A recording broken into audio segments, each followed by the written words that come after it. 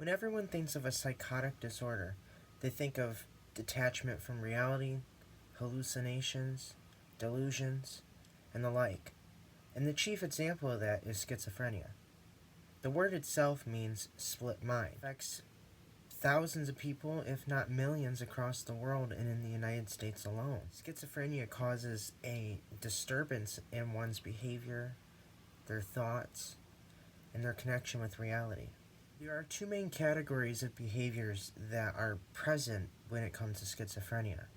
There's positive and negative. The positive symptoms of schizophrenia are negative behaviors that are present, while the negative symptoms are appropriate behaviors that are absent. People who have schizophrenia who suffer from positive symptoms may just be presenting symptoms like delusions and hallucinations, or even, laughing out loud, crazily, or having these weird thoughts and perceptions of everything around them.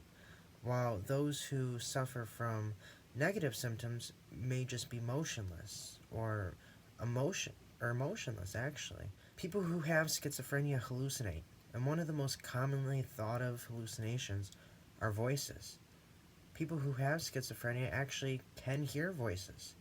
Usually it comes in the form of like a sports commentator doing a live action and replay of every move you make. But some of these tend to harm the person who has schizophrenia.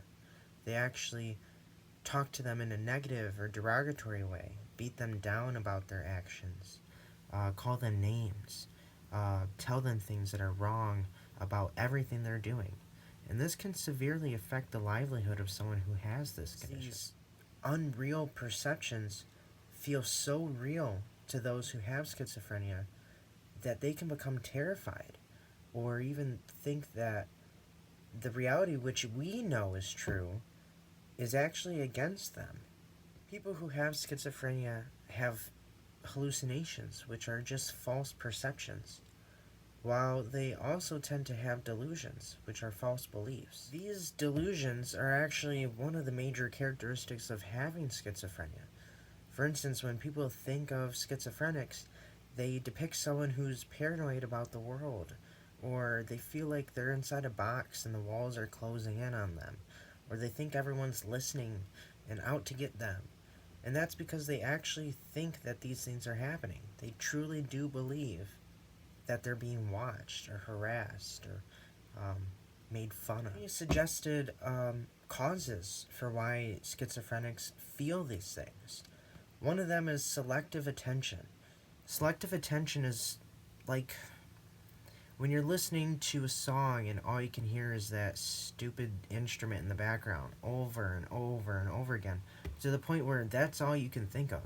You can't even think of the song while you're listening to it because all you can focus on is that one tiny thing. Schizophrenics also suffer from garbled and misunderstood speech. Their sentences sometimes don't make sense, and that's because their brains aren't really making accurate sense of their surroundings.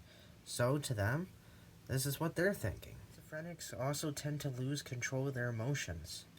For instance, they may laugh when they hear the idea of someone dying, or the reality of someone dying, or they may cry when other people are happy, or maybe they'll get angry for no reason. What we know as true is different from their true, and in this way they perceive the world differently, in such a different way that it actually can cause negative social effects and negative effects on how they can behave in public or in society.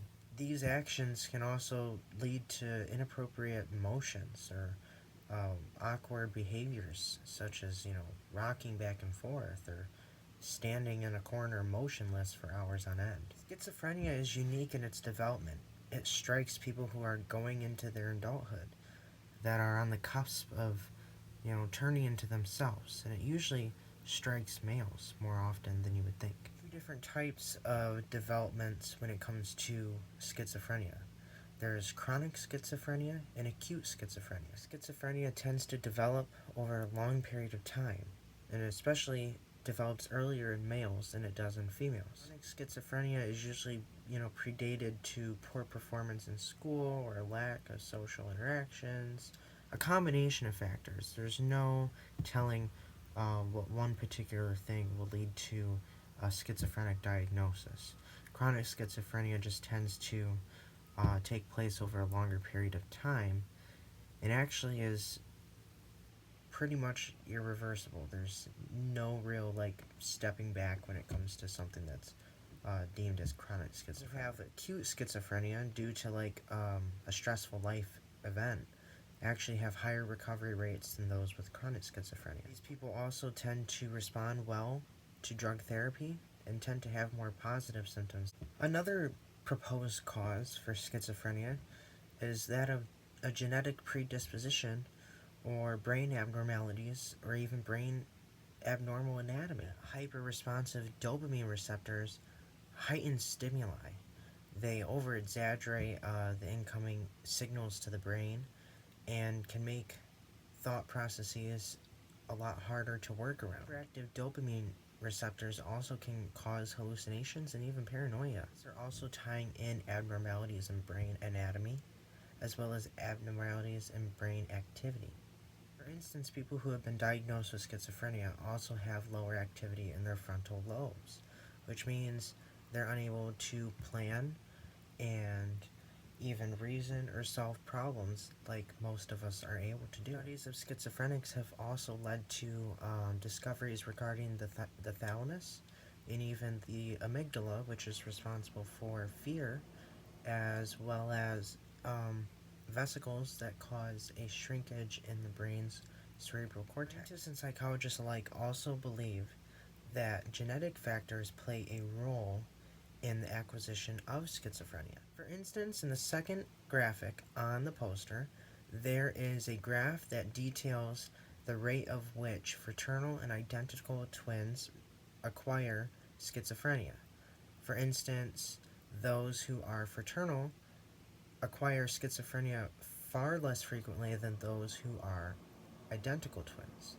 They have a much higher rate of acquiring schizophrenia, which only leads psychologists and scientists to believe that there is a genetic connection. The first graphic on the poster is an example of an artwork that was created by someone who has schizophrenia.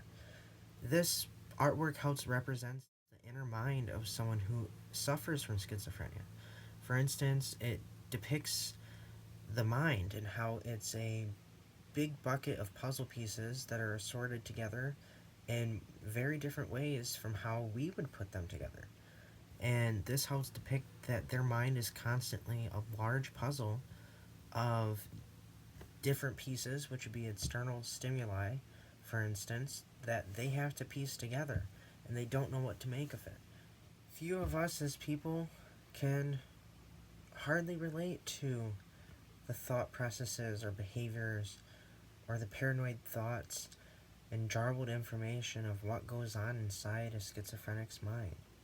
It is a horrendous condition that affects millions of people across the world, and it will continue to affect them. It will continue to cause them to have to suffer. Advances in psychology and medicine continually every day work to fight this, but schizophrenia will continue to occur, and the symptoms will continue to cause distress in the lives of many.